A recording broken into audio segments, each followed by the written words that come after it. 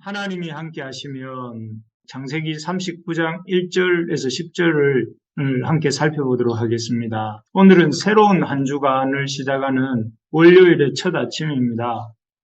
마찬가지로 오늘 본문도 애굽에서의 요셉의 이야기가 본격적으로 시작되는 첫 본문입니다.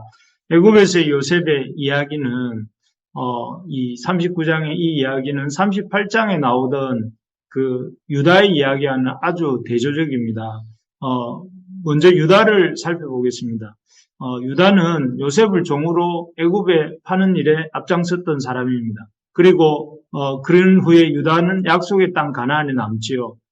동생을 노예로 팔고 또 약속의 땅 가나안 땅에 남았으면 유다는 이제 믿음의 삶이라도 잘 살아야 되지 않겠습니까? 하지만 이미 우리가 본 것처럼 유다의 삶은 가나안 땅에 남았던 유다의 삶은 믿음의 삶과는 아주 거리가 멉니다.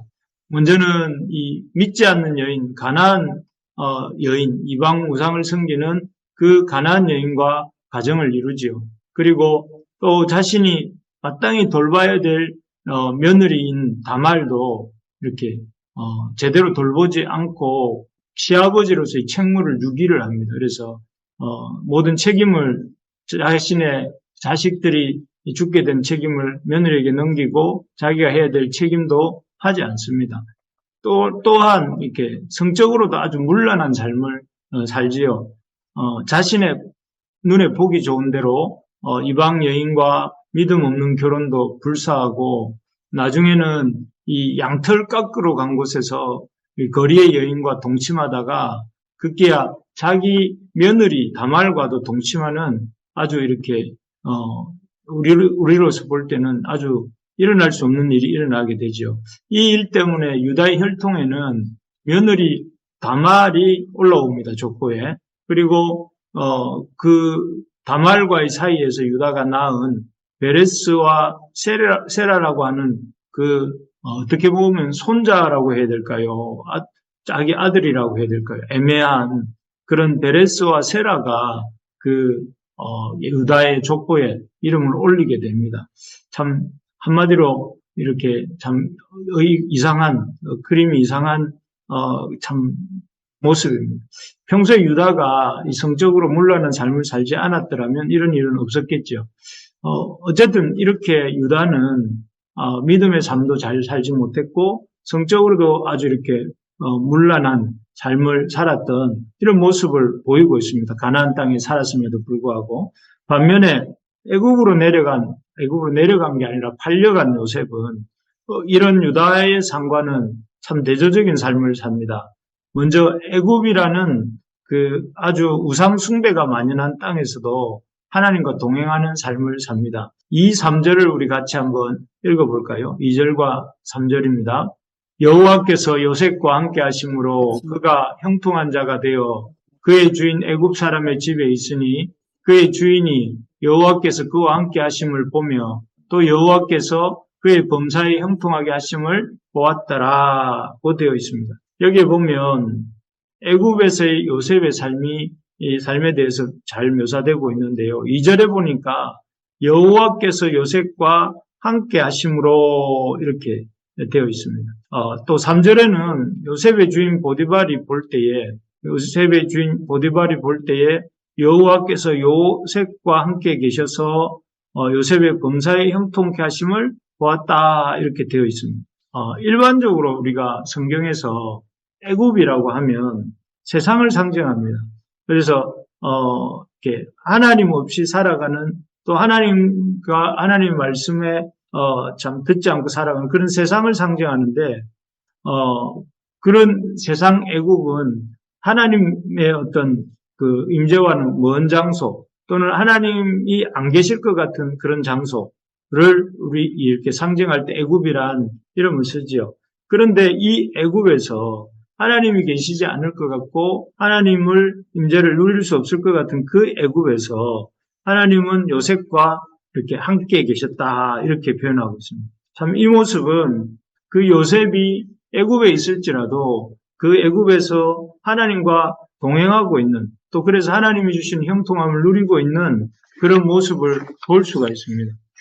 그래서 참 약속의 땅 가나안에 남은 유다는 아주 이렇게 여러 가지 신앙적인 삶을 살지 못했지만 오히려 그 약속의 땅이 아닌 그 애굽이라고 하는 곳에 있는 요셉은 거기서 하나님과 동행하고 있는 이런 대조적인 모습이라 할 수 있습니다.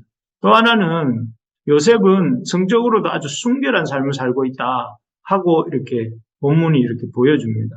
앞에서 본 유다는 자신의 눈에 보기 좋은 대로 아내감을 골랐고 또 이렇게 원할 때는 언제든지 우상을 섬기는 가나안 여인과도 이렇게 동침하는 그런 사람으로 이렇게 보입니다. 그런데 이런 유다에 비하면 요셉은 날마다 이렇게 자신에게 눈짓하며 동침하기를 청하는 보디발의 처의 제안을 몇 번이나 거절하는 모습으로 등장합니다.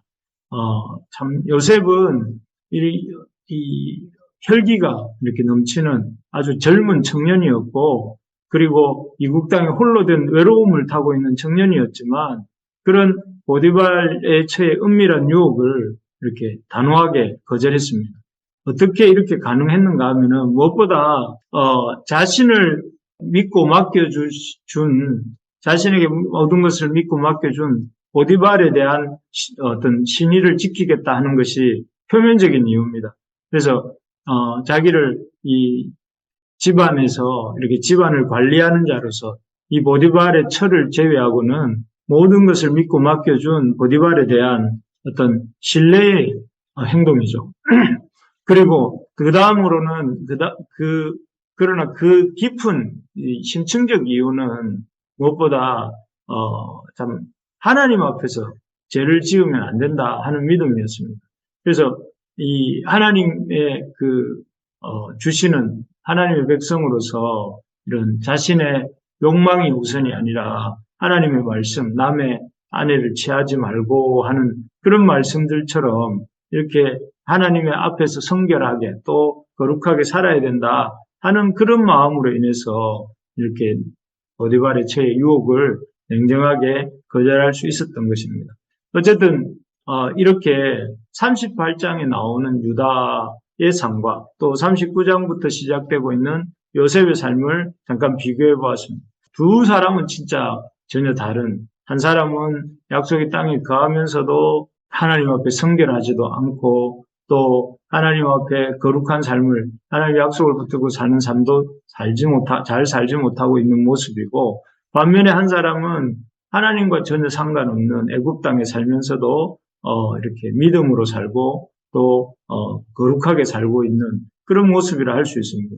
여기서 우리가 깨닫게 되는 것이 무엇이냐면은 참 믿는 자에게 중요한 것은 어디에 있느냐, 어떤 신분으로 있느냐 하는 것이 아니다 하는 것입니다.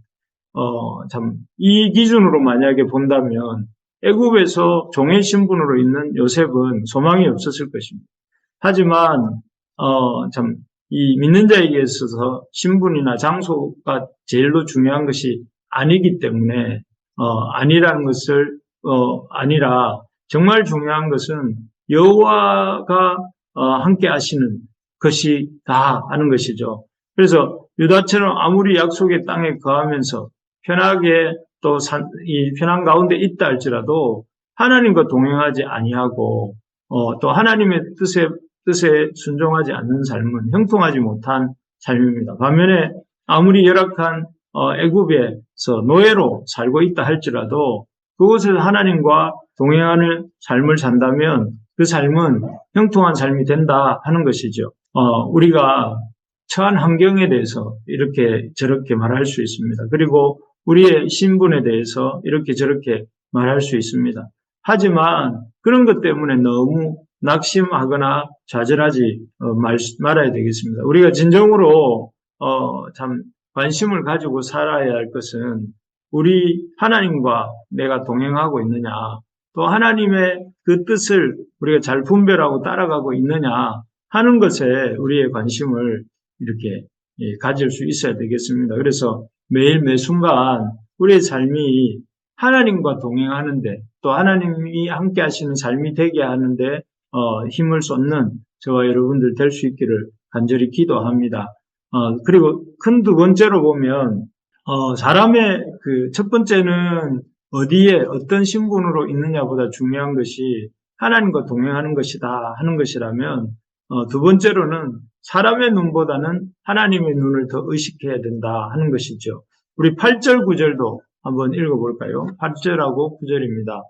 요셉이 거절하며 자기 주인의 아내에게 이르되 내 주인이 집안의 모든 소유를 간섭하지 아니하고 다 내 손에 위탁하여 있으니 이 집에는 나보다 큰 이가 없으며 주인이 아무것도 내게 금하지 아니하였어도 금한 것은 당신뿐이니 당신은 그의 아내임이라. 그런즉 내가 어찌 이 큰 악을 행하여 하나님께 죄를 지으리까? 이렇게 되어 있습니다. 요셉이 보디발의 처의 유혹을 거절하면서 한 말입니다. 여기서 제일 중요한 단어가 하나님께 내가 어찌 이 큰 악을 행하여 하나님께 죄를 지으리까? 라고 말하는 이 부분이 아닌가 생각이 듭니다. 이 앞에서도 말씀드렸지만 아주 이렇게 피가 뜨겁게 끓고 있는 또 이 아마 10대 후반이거나 20대 초반 정도 되는 이 청년 요셉의 마음이 요셉이 아무리 요셉이라 한들 왜 여인에 대한 관심이 없었겠습니까? 그렇지만 요셉이 중요하게 생각한 것은 하나님 앞에서라는 이 단어입니다. 참 내가 어떻게 하나님 앞에서 죄를 지을까요?